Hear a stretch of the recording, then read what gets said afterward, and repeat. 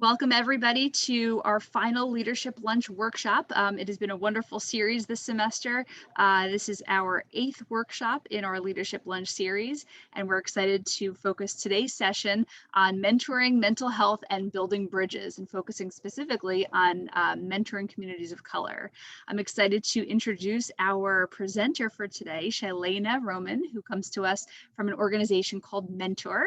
And I'm going to turn things over to Shylana. Awesome. Thank you so much, Lauren. Hi, everyone. My name is Shylana Roman. I use she, her pronouns. And as Lauren mentioned, I'm going to be talking about mentoring, mental health, and building bridges. As people of color are on track to become a majority of the workforce in the US, we can use mentoring as a means to sustainably navigate white spaces and to power ourselves and our communities. A real mouthful. Before I dive in, I just want to make sure that everyone can hear me okay. So just give me a quick thumbs up on the screen if you can hear me all right. Cool. And just a few housekeeping notes of my own, like totally feel free to fidget around. If you need to turn your camera off for a few minutes, do so. If you need to take a break, go ahead. When I share the screen, I can't see you all anyway, so it won't hurt my feelings if your camera's off. I personally know how draining it can be. If at any point you're like, hey, I want to hear more about this topic or something on a slide, or if you have a question, I have some checkpoints built in, but feel free to throw whatever thoughts you have in the chat. Lauren's going to help me out with moderating it, and I'll hopefully be able to answer everything. And then at the end, we're going to hold an open space just to have a conversation about anything that anyone wants to discuss. Cool. So really quick, I'm just going to go about me, quick introduction. I'm currently a program associate at Mentor. I'm also enrolled in a master's program for landscape architecture, and I got my undergrad in urban and environmental public policy. I just felt like I wasn't doing enough with my life by working full time, so I had to go back to grad school to just be even more stressed. I'm also Chinese and Puerto Rican heritage, which is really important to my self-identity. I'm excited to be on this talk for EPRA month. And then let me just admit this person really quick. See it pop up on my screen. I can take care of that as you go. Okay. So you don't have to worry about that. I'm so used to doing this for work, so I'm like, let them in, let them in. And then if I have two main goals for this talk, I would say I want you to walk away feeling like you have a better understanding to how to check in with yourself and your capacity, and to have a better understanding on how to build and leverage relationships for supportive community. So next up, Lauren's gonna help me with this piece. I have 3 quick questions. She's gonna drop the questions in the chat, and I'm gonna quickly switch screens so that we can see these show up for us. So the first question is, what do you like to do to enjoy life? And so when you click the link for the first one, you can just go ahead and type your answer in, and it should show up on my screen as a word cloud. So just take a quick minute and answer, what do you like to do to enjoy life? And I really like to ask this question because I found that a lot of folks haven't really stopped and asked themselves this question in a while, especially during the pandemic. It's just kind of been helter-skelter from one thing to another. You're always jumping around, and you tend to forget about to do the things to really feed your soul. So we have family, spending time with family, travel. I definitely really, really miss traveling. The beach. Oh God, remember the beach? Dancing, really love dancing. I don't know if anyone has a Switch. My partner just got Just Dance for Nintendo Switch, so we've been playing that every night. Pretty good workout. All right, so I'm gonna go ahead to the next question. Okay, spend time with family, dance, race cars. Okay, beach, travel. I'm going to go ahead to the next question, so you can click the link. We also have a comment in the chat: gardening, read, painting, and laughter. Awesome. I love gardening. So I'll quickly clear the screen again, but I'm going to activate the second question is, what do you think of when you hear the word mentoring? And whoever said gardening, I'm also a big gardener, so I'm really excited that it's planting time again. For the second question, just what comes to mind when you think of the word mentoring, when you think of the concept of mentoring? What does it mean to you? Additional help, that's great. Listening is always really important.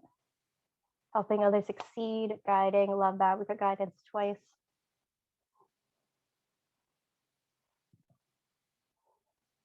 Ooh, a lot of thoughts, I like this. My colleagues will be excited. They're always really excited when we have work clouds around mentoring because it helps our research. So overall, we have helping, right? Helping others. We have guidance. Looks like some people are putting things in the chat. Helping others succeed, listening, knowledgeable, being kind, giving advice to others, being patient. I love this. Relationships, right? All really important concepts to us, all really important qualities. And I'll discuss mentoring a little bit. Let's go ahead to the next slide. And then lastly, who's someone in your life who you consider a mentor? And this can be anyone, right? It can be a formal mentor, it can be an informal mentor. Moms are usually some of the first people to show up. It could be a coach, it could be a teacher, it could be peers. It could be friends who are just helping you find your way. So coworkers, a former boss. I love that former is in there because it really shows that even if somebody has moved on from a company, or if you've moved on from a company, that you kept that relationship going and they're still helping you along the way.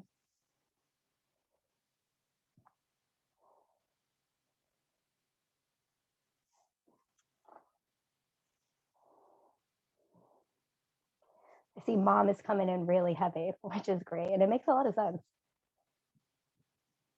Staff, programs, coworkers, professor and advisors. Yeah, a lot of you in a school setting, you're going to think of professors.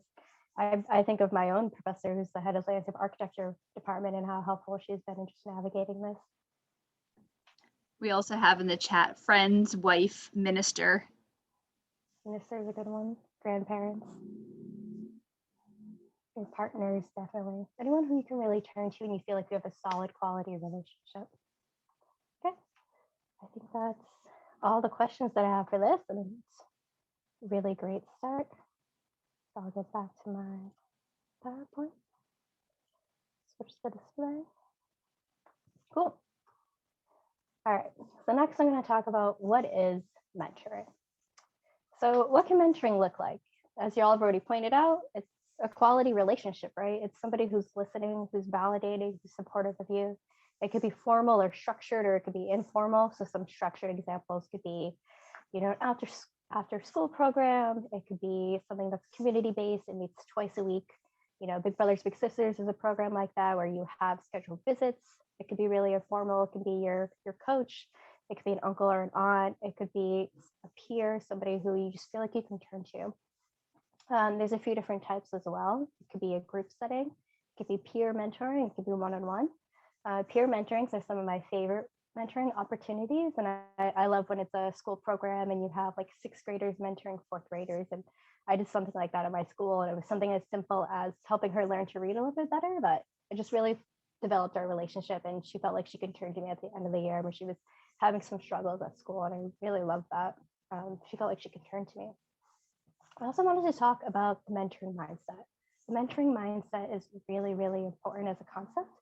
It's a way of thinking and interacting that places young people at the center of our work, and it allows those of us serving as mentors to be, or supporting adults to be, true partners in a young person's journey. And some 4 foundational areas that we like to talk about in terms of the mentoring mindset is 1, being intentional, or saying, hey, I see you. 2, being supportive, saying, I got you, I have your back in this. The 3rd one, being developmental, or saying, I'm here to help you. And the 4th one is being communal, or we are in this together. Community is really important. And I think that's, a really great segue to talk about how mentoring is really community-based at the end of the day. Everyone, when they talked about mentors, you didn't just mention one person, it was a whole host of people.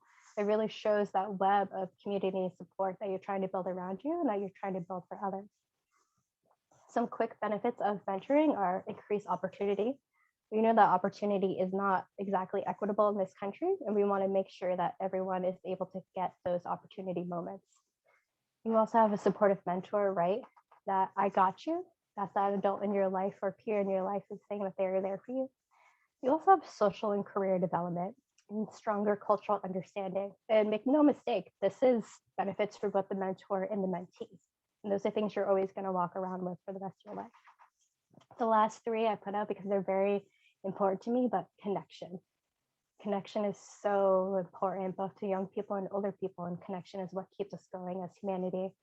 Then you also have validation. Again, really, really important because you're unfortunately not always going to be able to feel validated, especially when you're operating in a system of systemic oppression and white supremacy. There are going to be countless times that I've experienced, I'm sure a lot of other people experience, where you don't feel validated or you feel demeaned. And so having a supportive mentor there really means a lot.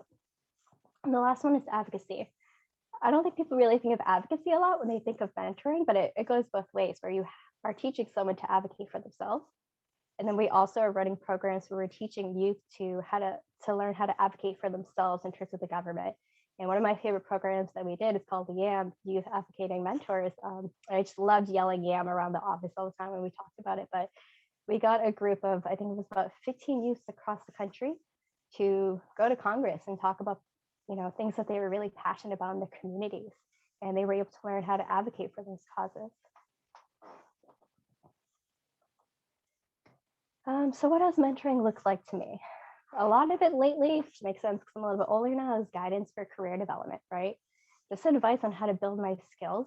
How do you navigate salary negotiations? That was one of the trickiest things for me, especially in places where I felt like my voice wasn't really being able to be heard. It was talking to others who came before me and said, how did you get to this place where you're making enough money for yourself? How do I get there too? Especially in entry-level positions. How to navigate office culture. That could be a really important thing that, having mentors at my job allowed me to really learn more about the office culture and how to, like I said, to have career change, to push for myself, to advocate for myself. It's also been a lot of personal growth. There's emotional social development, including mental health. I am a huge advocate for mental health, and I'm definitely that advocate in my office. And it's still something that isn't discussed a lot, especially in the Asian communities. You have a lot of people who don't believe that mental illness is a thing, and it is real.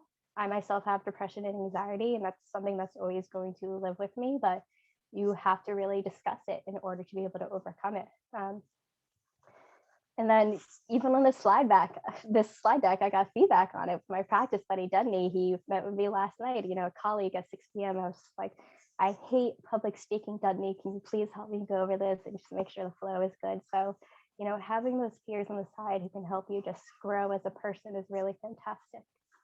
I just want to stop and do a quick checkpoint there in case anyone had any questions in the chat or anything that they wanted me to go over before I move on to the next piece. Lauren, is there anything I should discuss more? I think this is a great overview so far.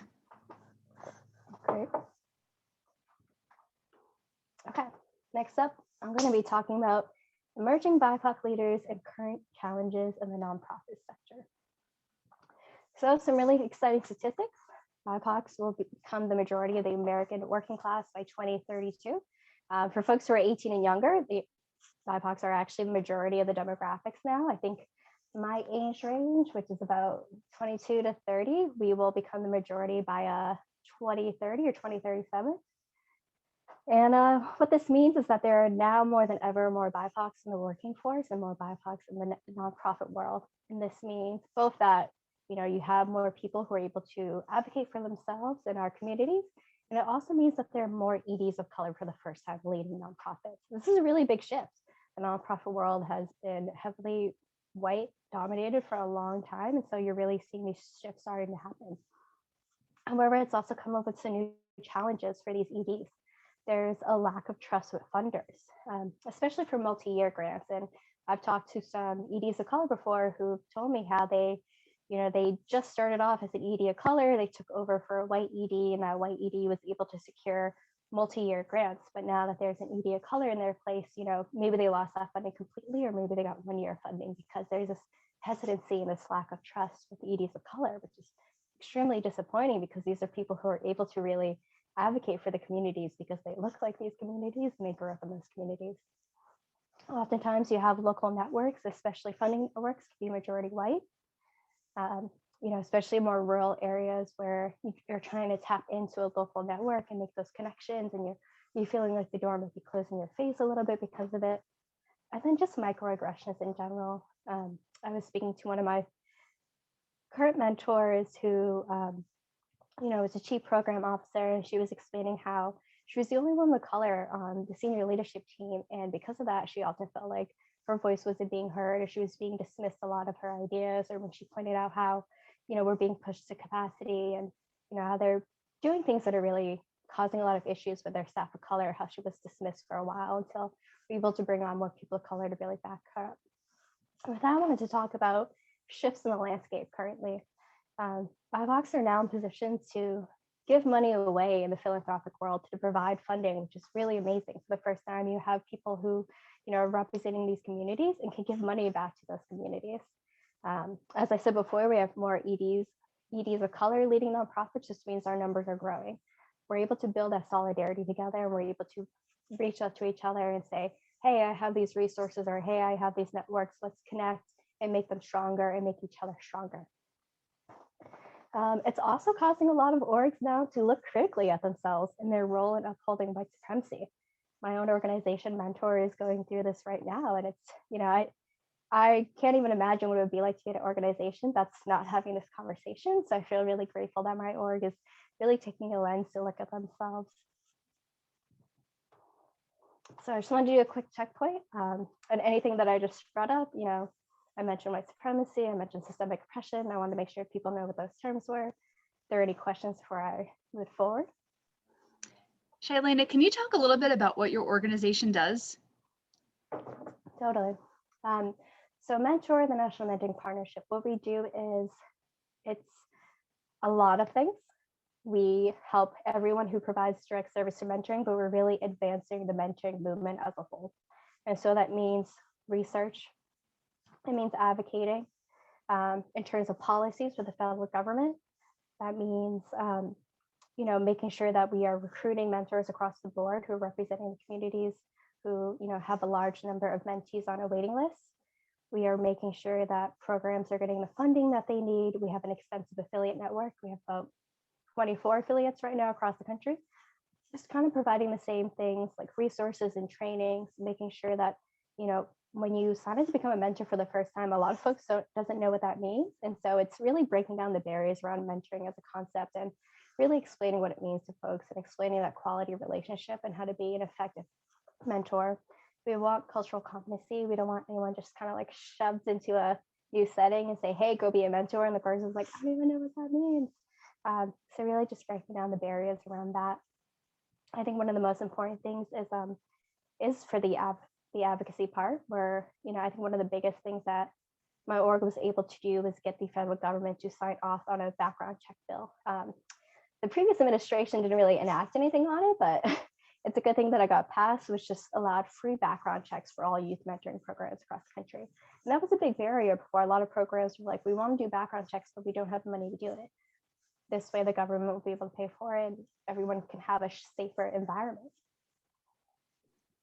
That's really great. And I think it adds a lot of perspective just to hear the work that you're doing, in addition to all the other things that you're doing. There was a question that was asked and answered in the chat, but for the purposes of those tuning in with our from our YouTube audience, can you clarify what BIPOC means? Yeah, so BIPOC stands for Black, Indigenous, People of Color. Just an upgraded version of people of color to really center how Black and Indigenous people have been, left out of the conversations, but have borne the brunt of all the systemic oppression that this country has created since 1700s, 1600s. Great, thank you. Are there any other questions before we move on?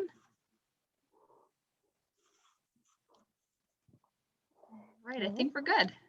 Cool. The next thing we're going to do is an activity. So I'm asking the question, what is your North Star? And so I want everyone to take 2 minutes to think of a personal North Star. You can write it down, you can type it out. I'm going to set a timer.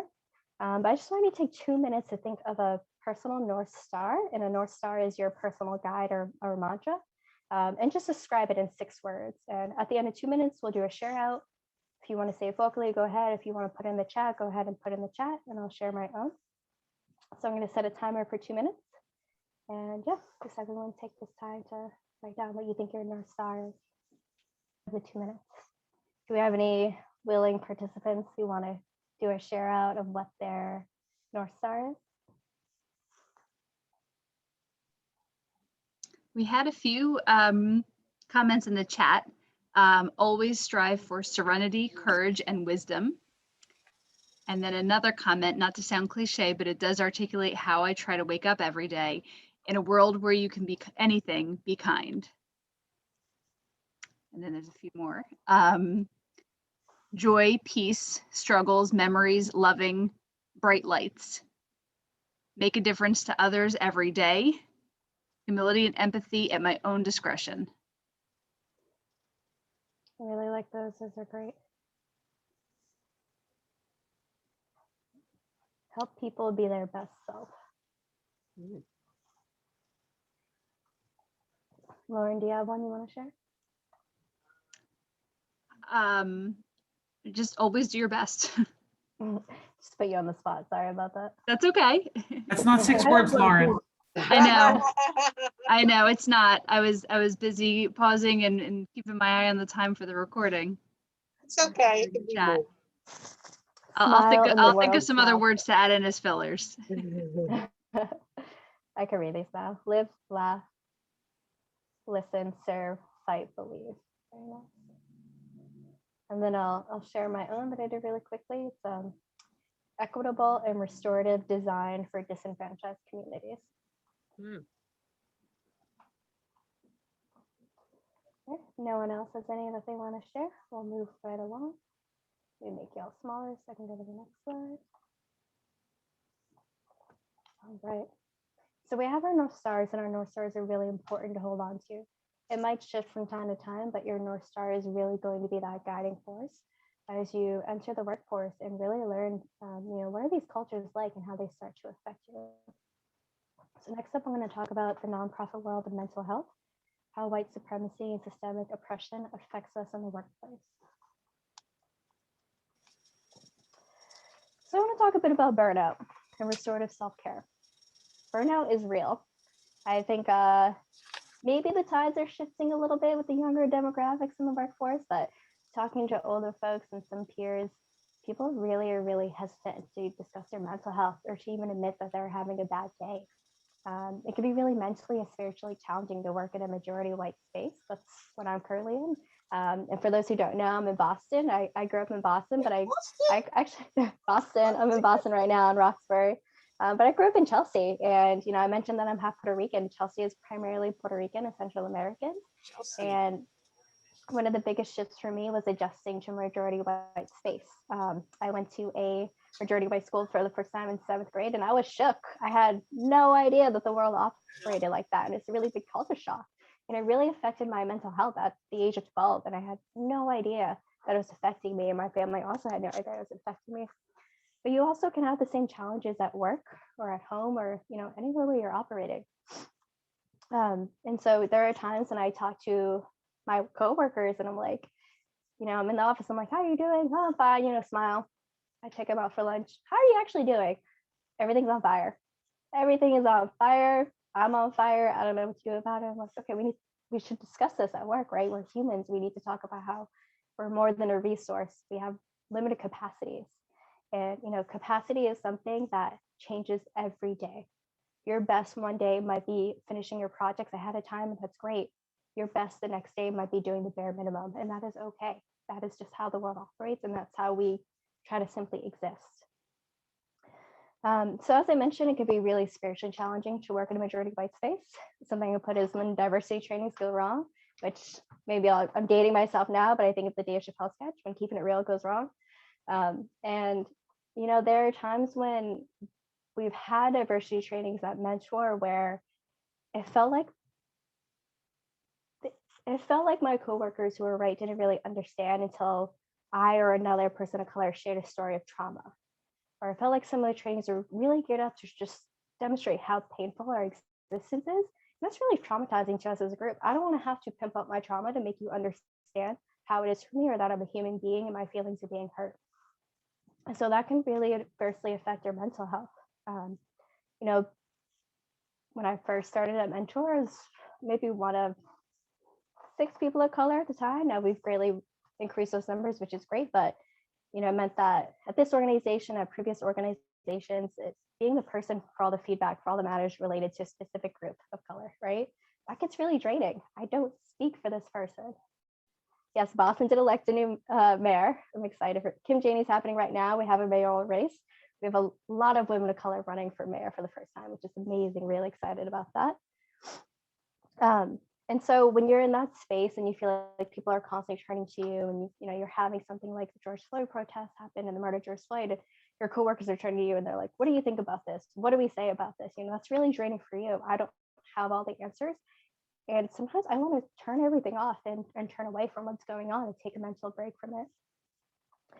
Like I said, current events can really influence the work. Really grateful the Biden administration is in now. Obviously, I would have loved Bernie Sanders, but I'll take what I can get from old socialist Joe, as they're calling him.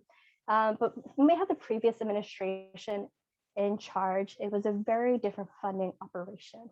And what that means is, I think a good example is I was working on a podcast on the mentoring mindset with my coworker Destiny, one of my informal mentors, and the Trump administration made us submit our scripts ahead of time for somebody to go through it with a fine-tooth comb to pull out anything that they did not want to talk about. We were told we cannot talk about diversity, we cannot talk about use of color, we cannot talk about people with disabilities, we could not talk about inclusion. It was very cut and dry. We couldn't even talk about women. They said no special interest groups or you're not getting this money.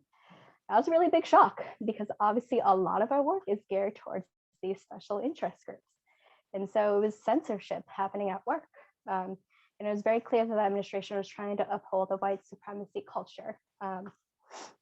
Another example that I can think of is, one of my coworkers is non-binary.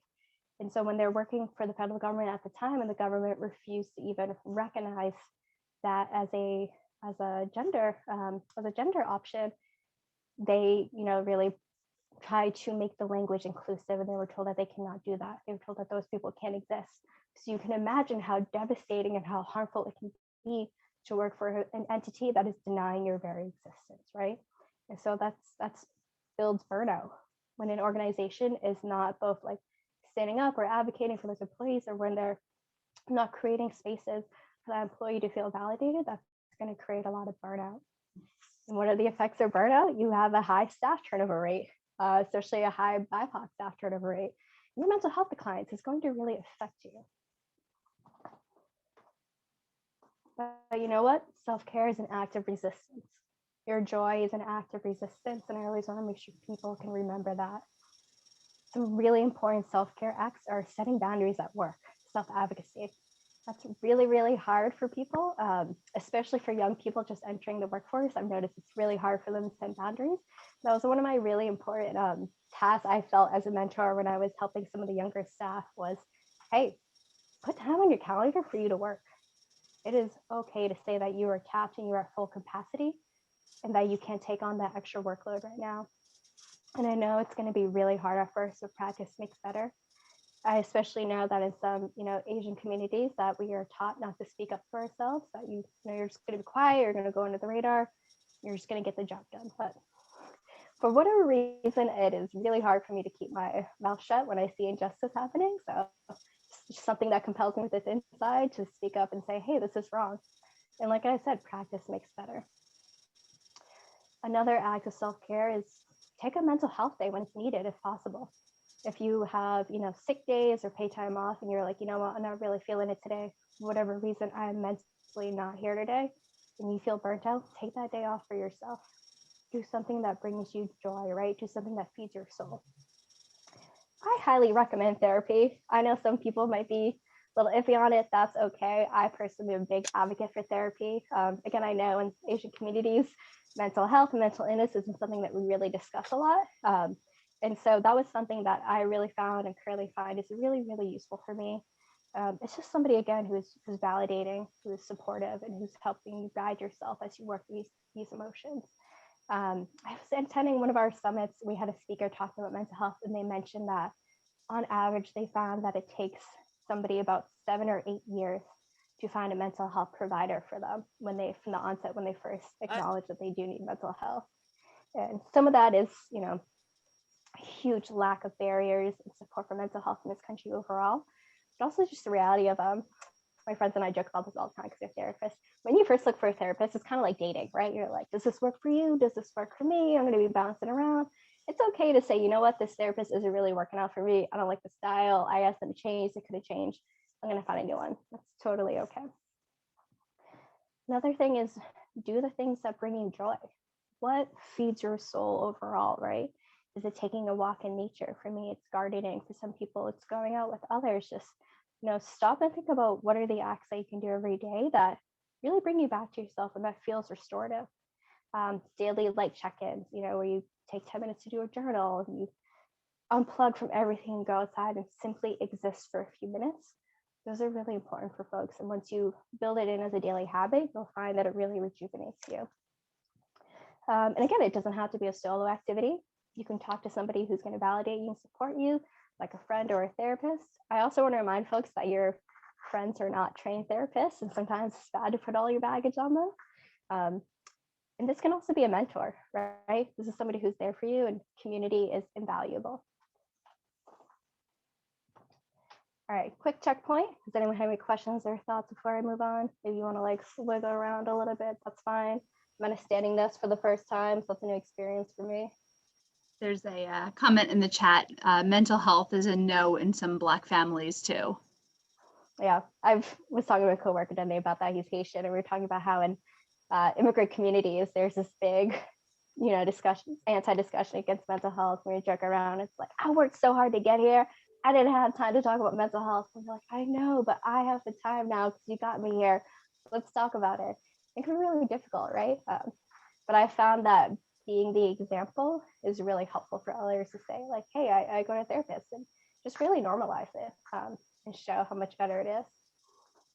But then you also kind of get to this place where you feel a little more emotionally mature, and you're like, oh, this is not healthy. I need to walk away from this. And also you talked about Boston. I went to Northeastern University. I mean, my parents didn't want me to go there because of the racism. However, I said, let me try it.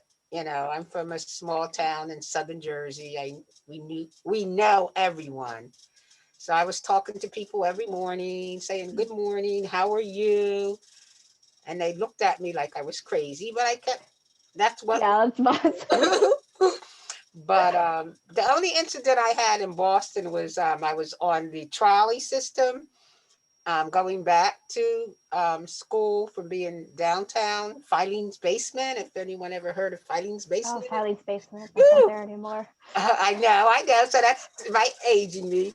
But it was, and apparently I think I was at the Prudential stop, and the police said for all Blacks to get off the trolley. And they didn't say for all Blacks. They were singling out people. You need to get off this trolley. You need to get off this trolley. And they didn't say anything to me.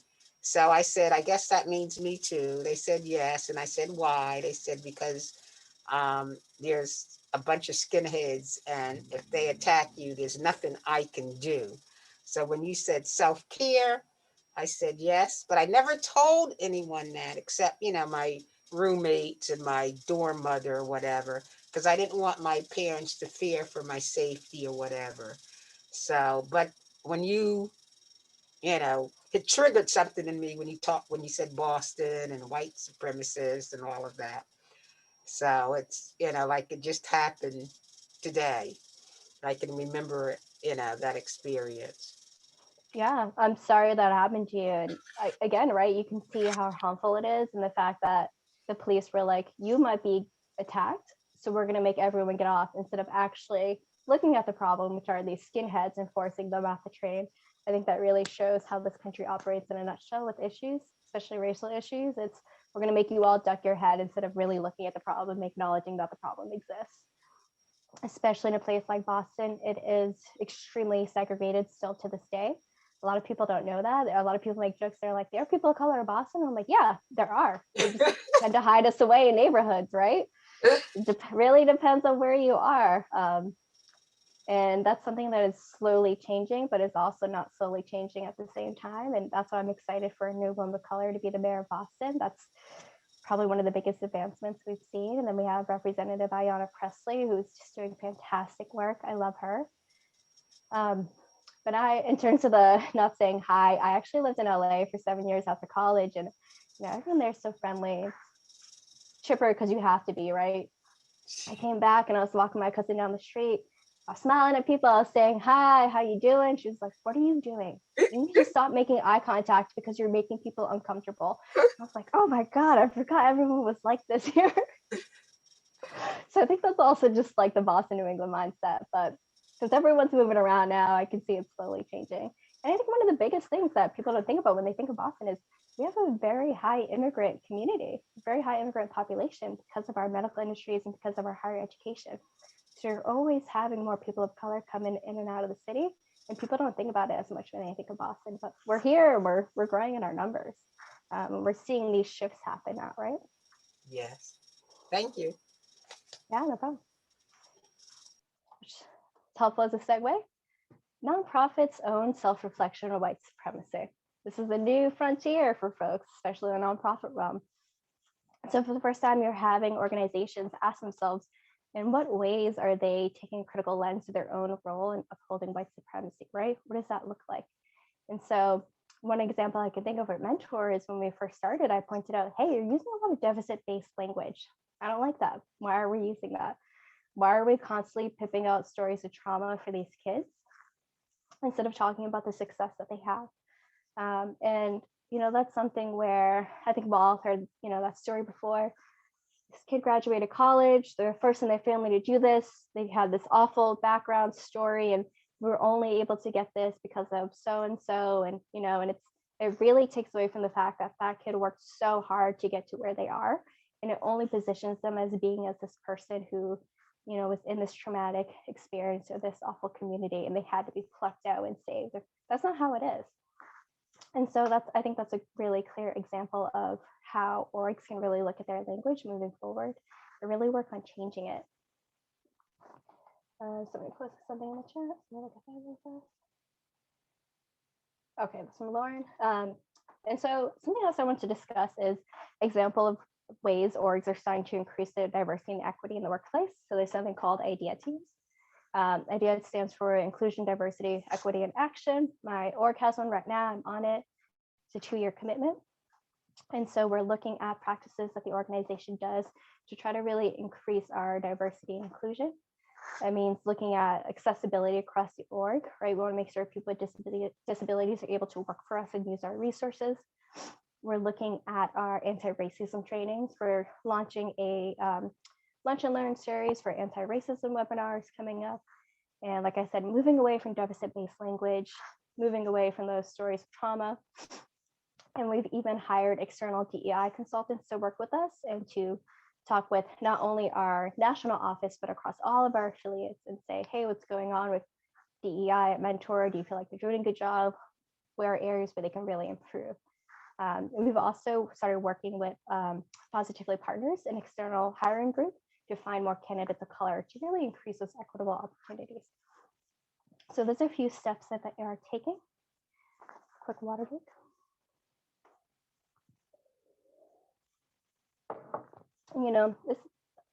Things like this where orgs are examining themselves, especially in terms of upholding white supremacy, it really depends on the leader and the culture at the top to see how it disseminates across the field. Because if you have somebody at the top who is resisting all these practices, it's not going to be successful. So it's really, really important.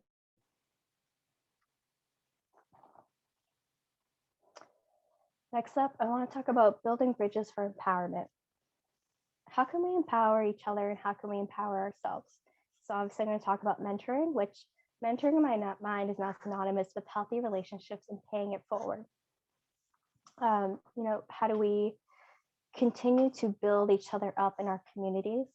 Something I've been doing during the pandemic is organizing group hangouts for the other associates at work, just making sure we're able to check in on each other, support each other during these times or any other times, current events happen. I was really grateful that after the Atlanta shootings happened that I had multiple coworkers reach out to me and say, I just want to check in. You don't have to respond. I just want to let you know I'm here for you.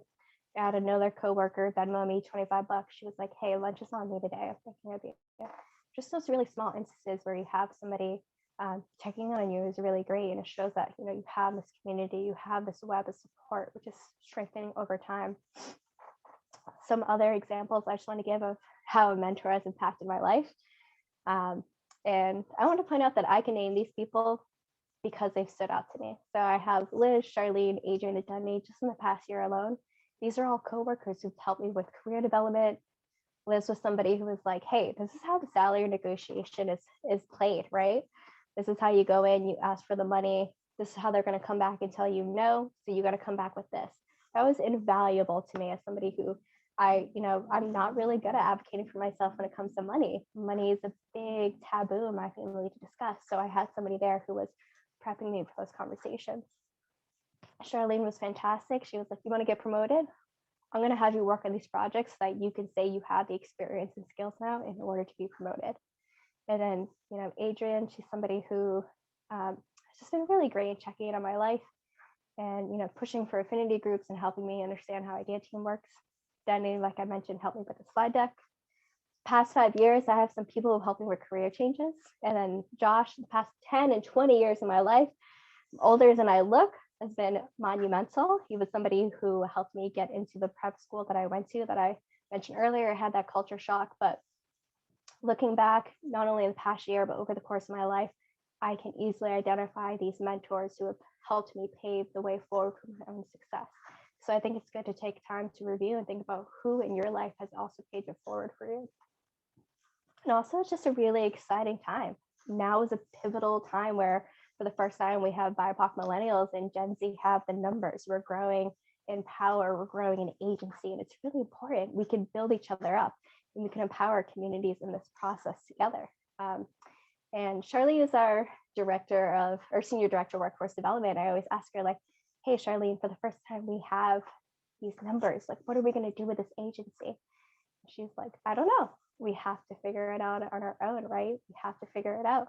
And I think back in this leadership training I was able to do this year where we were reading about those EDs of color and the challenges that they face. And one of my peers was like, hey, I noticed you didn't give us the answers. It was just the problems. Like, what are the answers? What are the solutions that they had? And I pointed out that there weren't any solutions yet because this is the first time that we have these EDs of color, and this is the first time they're facing these challenges. And we are going to be the ones who figure out the solutions moving forward. It is up to us to figure out those solutions together and to really empower each other moving forward. And then lastly, just, think about how you can be a mentor to someone or reach out to a potential mentor. A quality relationship can be life-changing for both of you.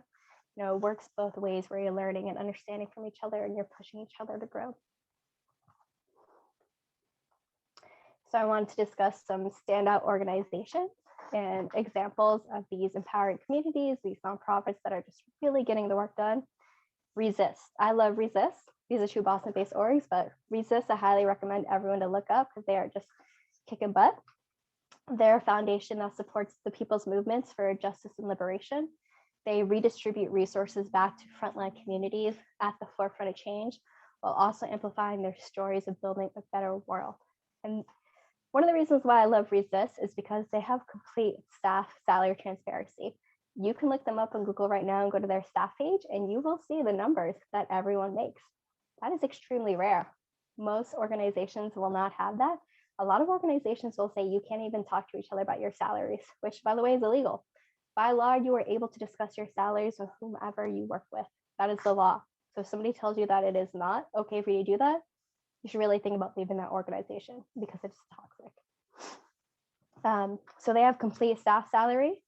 It's also a completely flat power structure. Something we don't discuss enough is that this pyramid hierarchy that we have, the structure in most organizations, upholds white supremacy because you have one person at the top who's making all those decisions, and it's most often a white man, which isn't great for the rest of us.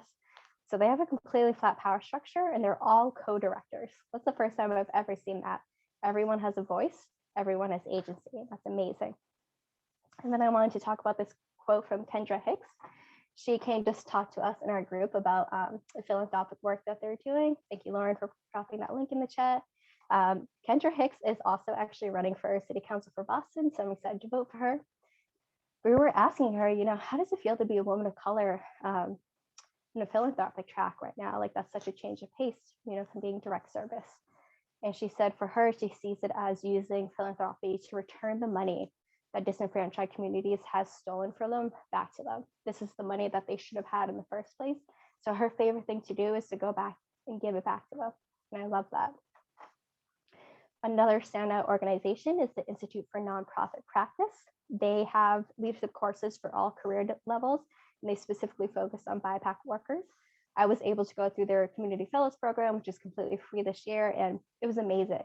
I learned so much about what it meant to be a leader in the nonprofit world from, I remember one class, everyone was like, oh, why do we have to learn about funding? I don't want to learn about, financial stuff and how that works. I'm so bad at that. And they were really real with us, which I love, which was, hey, we know this might be boring to you, but we did not have this opportunity when we were your age to really learn about the financial stuff. And it's extremely important. So that's why we have this as a course for you all.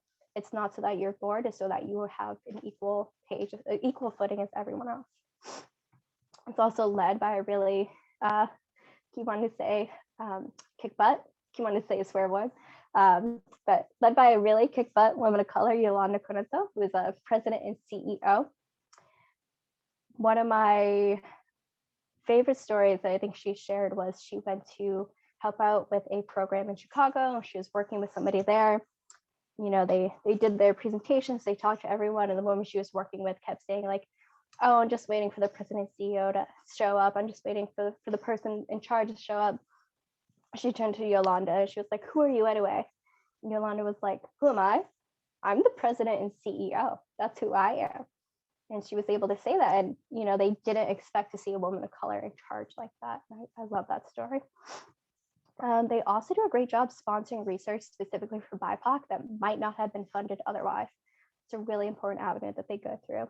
And then lastly, they help connect mentors and mentees to their programs. I was connected to a mentor, Karen, who is an Asian woman working in HR for the New England Aquarium. And I was like, wow, it's really fascinating. What is the New England Aquarium doing about diversity, equity, inclusion? And she was really able to give me a breakdown of how it works and, how you can leverage your position with HR to push for certain things and when to accept that things are the way they are. So I really found that advice invaluable. And then lastly, I just wanted to have this last slide with those 4 pieces of a mentoring mindset or healthy relationships. Be intentional. Tell people I see you. Be supportive. Say I got you. Developmental. Let others know I'm here to help you. And lastly, we are in this together. And that's very, very important. That's the end. I just wanted to have a piece of open space in case anyone wanted to discuss anything or if they had any questions for me. But otherwise, that's pretty much it on my end. And thank you everyone for coming today. Thanks for highlighting those resources. I was looking on the different websites, and it seems like they have a lot of for the nonprofit practice organization. It seems like all of their previous sessions are available, like the recordings and different resources. So definitely, I'm gonna kind of come back to this later and check out a lot of those different sessions. They sound really, really powerful. Yeah, and then if you go to mentoring.org too, we have a bunch of resources if you're curious to learn more about mentoring in general. If you're like, hey, I think I might want to become a mentor, you can use the mentoring connector, which is what I manage to look for local mentoring opportunities based on your zip code. And then I highly encourage everyone to just look around and see who can be a potential mentor to you, right? Even if it's somebody that you're like, you know what, you are so cool. I don't even really know what you do, but I know that you're cool. I want to learn more from you. Go ahead and ask them. Most people are like, oh, me? You want me to be your mentor?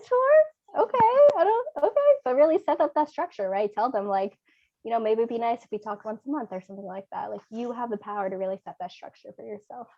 Definitely. There's a question in the chat. How would you address empowering folks if generational concerns come up when discussing diversity, equity, and inclusion, especially if folks have been burnt out from doing the social justice education work? Totally. That's a question that gets asked a lot, especially in activist circles, right? And so I think there's a big push in activist circles right now to tell people to, hey, take a step back, take a breather for yourself if you feel burnt out. If you're doing the work so helter-skelter that you cannot even help yourself, you are in no condition to be able to help others. So it is totally okay to take a break from the social justice work, to restore yourself, again, to feed your soul, so that you can come back and feed others in the same way. I like to think about it, I personally am a little bit of a hothead, which I get from my mother, but I think of it as, I have a fire within me. And if I keep pushing that fire out to this point where it's a roaring fire, people will see it, but they will get burnt if they touch it. But if I keep it as this warm fire that is controllable, people will feel warmed by it and they will come closer and they want to sit next to it. And so that's really important to remember. So in terms of empowering folks, like I said, it's really important to that mentoring mindset. I see you, I hear you, I'm here for you, and we can figure this out together. And sometimes it's not even about providing a solution so much as being a listener. One activity I thought about doing with y'all, but I didn't end up doing, was this practice we did where you are paired off with somebody, Lauren, this is why I asked about the breakout groups, where you're paired off with somebody and you just ask them how they're doing. And then you are not allowed to say anything else for 2 minutes. You are just listening. And it just shows how difficult it is just to be a listener, where you're not even allowed to say, you are just listening. And sometimes that is all that people really need, is to know that you're listening and that you are somebody that they can turn to. Daniel, does that answer the question, or do you want me to clarify a little bit more? Yeah, I think that was really good. I love that fire analogy as well. I haven't heard that one before. There's another question. Do you have any tips for how we can encourage our loved ones to take care of their mental health and engage in self-care, especially if they're part of communities where mental health is not typically acknowledged? Yeah, I think mirroring is something that's really important, right? Saying to others, hey, especially if you know that they look up to you, hey, I work on my mental health. Just normalizing it, talking about it. I'm looking for therapists, anyone, or sometimes it's so hard for people to even say, like, wow, I'm really down in the dumps today, especially work-wise. Like, I am struggling. And it's so hard for people to admit that. So I think showing people, like, I'm struggling, but I want to work on my mental health, is like a way to encourage them. I think there's also really something supportive about group therapy.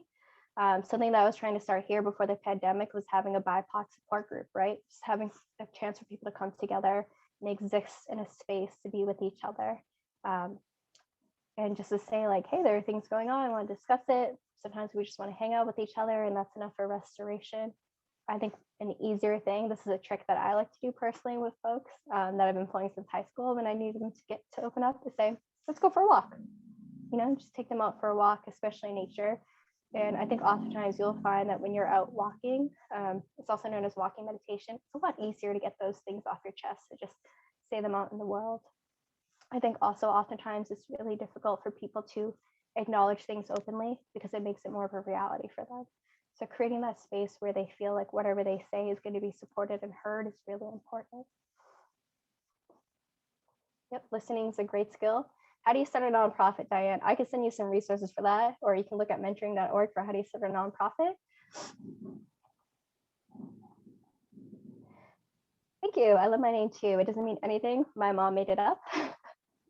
My uncle likes to joke around that she dropped a box of spoons and she liked the sound, and that's how I got my name, but I love my name personally. Cool. Any other questions? Well, this has been very helpful. I really appreciate you sharing your perspective and sharing a ton of helpful resources with us that I will definitely kind of comb through and pull out some to share, directly with our students in the future. This was really great. Does anybody have any other questions before we end the recording and wrap things up?